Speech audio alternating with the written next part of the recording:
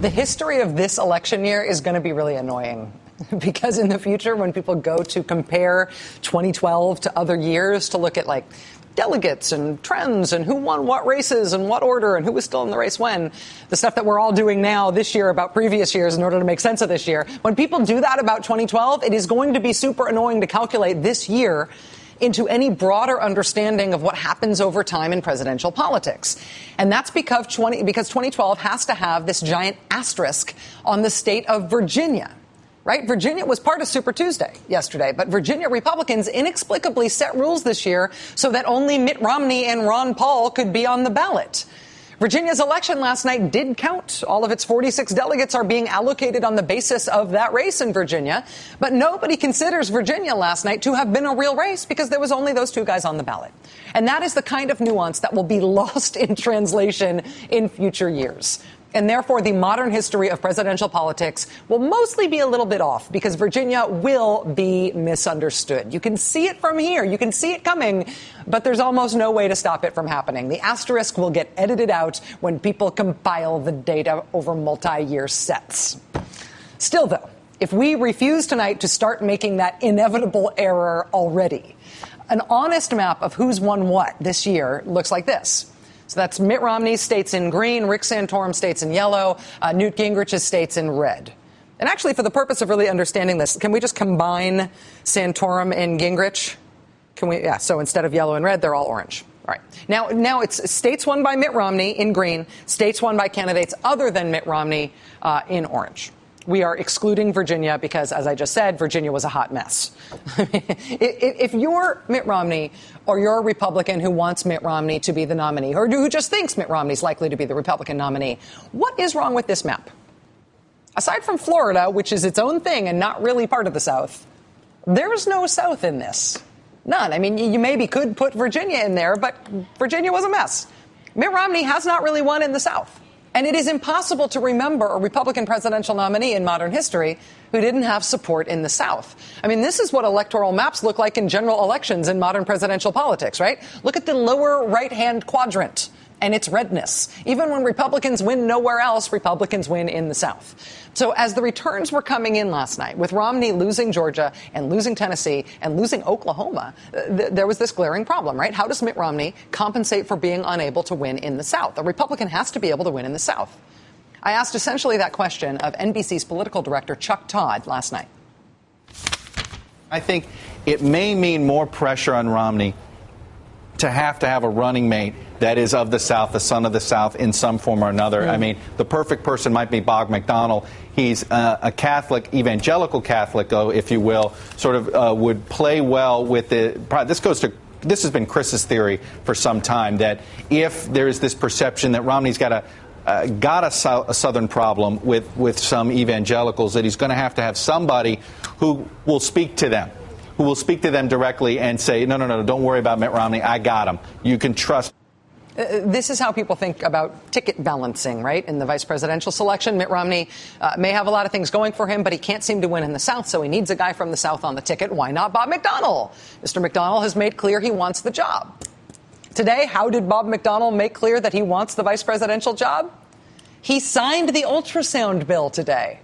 Governor Ultrasound made it official today. After weeks of protest, after dozens of arrests, after tons of national attention, after denying that this was ever part of his agenda in the first place, after sitting on it for days after the legislature passed it, implicitly raising the prospect that he might not sign it, Virginia Governor Bob Ultrasound McDonnell has decided to keep the nickname. Virginia women will now be forced by the state to undergo and to pay for a procedure that is not medically necessary, that is mandated by Mr. McDonnell's state government, that your doctor does not have a choice about, and that you have to undergo against your will.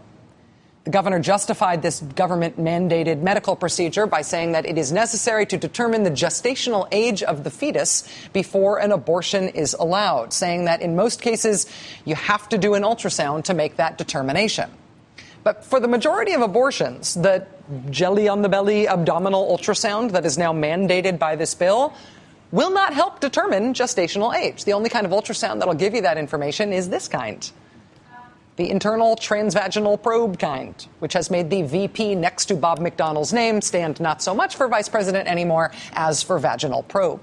An earlier version of the bill that was supported by Governor McDonnell would have mandated a vaginal probe ultrasound. The amended version of the bill that he signed mandates the other kind of ultrasound, but it says if that ultrasound doesn't help determine the gestational age, and in most cases it won't, the woman has to be offered the internal vaginal probe ultrasound. If she says no to the vaginal probe one, is she still allowed to have an abortion in Virginia? Unclear. We asked the governor's office today if the state government isn't still effectively mandating vaginal ultrasounds by playing doctor this way, by forcing these medically unnecessary procedures to determine information that can only be obtained up and through your genitals. Again, by order of the state. We have had no answer from the governor's office on that yet. But the governor has signed this bill into law as of today, saying in a statement he released on the matter that the whole reason he's doing this is to, quote, help the mother. What do you think, American women? Is this the kind of help you would like? It would seem that Governor Ultrasound has ensured that he is not going to be the Republican Party's vice presidential pick, no matter how much help Mitt Romney might need in the South. But then again, who knows? There do seem to be two trains of thought on this in Republican politics right now. There are the Bob McDonnells of the world who are full steam ahead on forced ultrasounds, government-mandated medical procedures, even as they want to be seen as small government guys. Rick Santorum brought up his opposition to expanded contraception coverage last night during his victory speech. Nobody asked him about it. He just brought it up on his own. So there is a Bob McDonnell, Rick Santorum way of thinking about this issue. Maybe in 2012, that is what Republicans want to hear. On the other hand, the anti-contraception amendment in the Senate, remember the Blunt-Rubio amendment? After Republican senators lost the vote on that amendment in the Senate last week, the Republicans said they would press on. They said they would bring it up in the House. They would keep at it in the Senate. Yeah, this week they are caving on that. Roy Blunt, the sponsor of the Blunt-Rubio amendment, vowed when he lost the first anti-contraception vote that, quote, this fight is not over. He said he would vow to work, quote, in both chambers of Congress on continuing to fight for the anti-contraception bill. That was his stance last week. This week, he's telling Talking Points memo, I think we've got as many votes as I think there were to get on that. Now he's defending the fact that Republicans in the Senate are shelving the anti-contraception bill, even when they said they'd keep fighting for it. In the House, where John Boehner had said he would keep on fighting for it, he would keep up the fight on the anti-contraception bill that failed in the Senate. In the House, where he said they would bring it up, they're not bringing it up. They're not bringing it up in the House anytime soon, at least. Republican Congressman Jeff Flake, who's running for Senate, telling Politico, quote, we've got a lot else on our plate. Republican Senator Lisa Murkowski, who voted for the Blunt-Rubio thing, voted for the anti-contraception bill in the Senate, now already is publicly repudiating her own vote. She just cast that vote last week. Now she's saying she would not do it again after talking to women in Alaska who told her what they thought of that vote. Linda Lingle is a Republican running for Senate in Hawaii. She did a fundraiser with Roy Blunt personally, but she's now telling Hawaii voters, oh, no, geez, no, are you kidding? I would never vote for a thing like that. Gosh, no way. Don't mistake me. Most of the Republican Party is in full retreat on the anti-contraception Rush Limbaugh agenda, the way this has gone. But guys like Rick Santorum and Governor Ultrasound, they still think this is the way forward.